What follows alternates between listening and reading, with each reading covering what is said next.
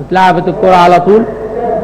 اسلام، واسلام عايز يعدي يلعب ابو تريكة. الاسلام الشاطر مقطوعة من قدامه لكن يحاول يرجع تاني معاه. اشرف شيحة قاطع، توصل لمحمد شوقي، وشوقي يغير على طول، توصل لعماد النحاس وشايط وجول.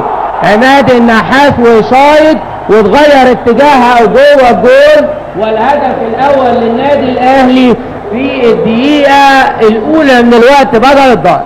عماد النحاس الهدف الاول للنادي الاهلي في الدقيقة الاولى من الوقت المحتسب بدل الضائع. ادي جماهير النادي الاهلي على طول ظهرت الاعلام الحمراء في المدرجات، وهنشوف اللعبة دي تاني. ادي اهي الكورة وصلت لعماد النحاس، لم شاط، غيرت اتجاهها وخدت الزاوية اليمنى لناصر فاروق. 1-0 للنادي الاهلي. عماد النحاس. الحربية ونتابع معنا احداث الشوط الثاني من لقاء الاهلي وغزل المحله، ولنا عودة مع الكابتن عبد العزيز عبد الشافي والكابتن جمال مع نهاية المباراة. ارق تحيات محدثكم خالد كامل، واحداث الشوط الثاني من لقاء الاهلي واسامه حسني.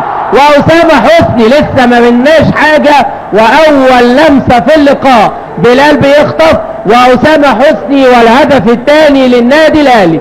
2-1 بداية احداث الشوط الثاني من مسك الختام لمسابقة الدوري العام الاهلي وغزل المحلة. والهدف الثاني في الثانية الاولى من الشوط الثاني اسامة حسني. ادي جماهير الاهلي على طول واسامة حسني، والهدف على طول بيجيبه في الدقيقة الاولى. اسامة حسني في الدقيقة الاولى.